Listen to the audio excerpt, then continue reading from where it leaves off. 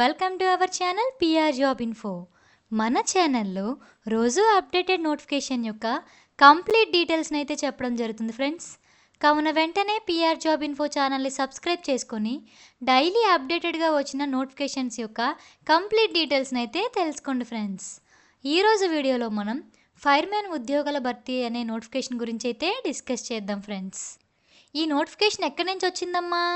Intelligent communication systems India limited ICSIL నుంచి అయితే రావడం జరిగింది ఫ్రెండ్స్. అప్లికేషన్ ఆన్లైన్ వచ్చేసి 7వ నెల 8వ తారీఖు నుండి స్టార్ట్ అవుతుందండి. క్లోజింగ్ టైం వచ్చేసి 7వ నెల 11వ తారీఖుతో క్లోజ్ అవుతుందండి. చాలా తక్కువ రోజులు టైం ఇచ్చారు, 4 రోజులు ఇచ్చారు, రేపటితో లాస్ట్. సో తొందరగా మీరు అప్లై చేసుకోండి ఫ్రెండ్స్. దీనికి గల ఫీజు గురించి మనం తెలుసుకున్నట్లయితే 550 రూపీస్ ఛార్జ్ చేస్తున్నారండి ఆల్ క్యాండిడేట్స్కి. అండ్ ఫండ్ కూడా నాన్ రిఫండబుల్. నెక్స్ట్ పోస్టుల గురించి మనం తెలుసుకున్నట్లయితే ఫస్ట్ మనం ఫైర్మ్యాన్ గురించి తెలుసుకుందాం. ఫైర్మ్యాన్ గురించి తెలుసుకున్నట్లయితే దీనికి గల qualification 12th pass from the recognised board. Inter pass అయితే సరిపోతుందండి, 12th పాస్ అయితే సరిపోతుంది. అండ్ ఎక్స్పీరియన్స్ ఇక్కడ ఇచ్చారు చూడండి, ఇది డిజైరబుల్ అండి, మ్యాండటరీ కాదు. 1 year experience in reputed organisation. And age limit వచ్చేసి not exceeding 30 years. 30 years age limit అనేది మనకు ఇవ్వడం జరిగిందండి. దీనికి గల శాలరీ గురించి మనం తెలుసుకున్నట్లయితే 21,215 రూపీస్ అయితే మనకి శాలరీ ఇవ్వడం జరుగుతుంది ఫ్రెండ్స్.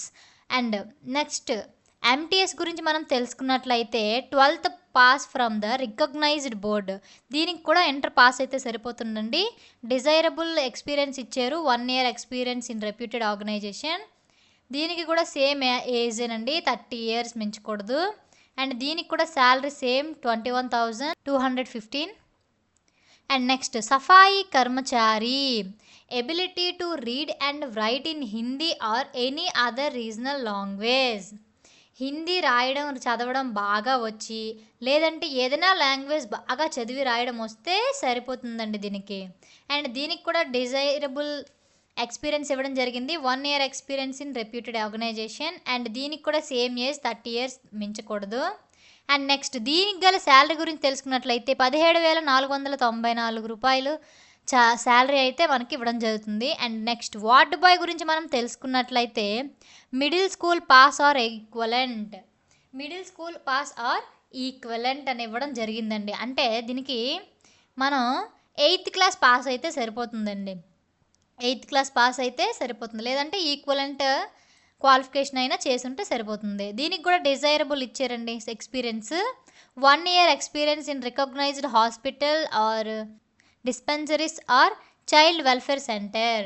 Okay friends. అండ్ దీనికి కూడా age same not exceeding 30 years. And దీనికి గల శాలరీ 17,494 రూపాయలు. అండ్ ల్యాబ్ టెక్నీషియన్ గురించి మనం తెలుసుకున్నట్లయితే దీనికి BSc MLT or BSc DMLT from a recognised university or state board of technical education. BSc MLT అయినా చేసి ఉండాలండి, లేదంటే BSc DMLT అయినా చేసి ఉండాలండి. అండ్ డిజైరబుల్ ఎక్స్పీరియన్స్ దీనికి కూడా ఇచ్చాడు, 2 years ఎక్స్పీరియన్స్ ఇన్ హాస్పిటాలజీ laboratory technology from a recognised institution. Recognised ఇన్స్టిట్యూషన్లో కానీ హాస్పిటల్లో కానీ 2 years ఎక్స్పీరియన్స్ అనేది డిజైరబుల్ ఎక్స్పీరియన్స్ ఇవ్వడం జరిగిందండి. ఏజ్ లిమిట్ వచ్చేసరికి 35 years వరకు మనకి ఏజ్ లిమిట్ ఇవ్వడం జరిగిందండి. దీనికి గల శాలరీ 24,000 అండి. ఓకే ఫ్రెండ్స్, ఇక్కడ చూడండి అమ్మా, టర్మ్స్ అండ్ కండిషన్స్ ఇచ్చారు.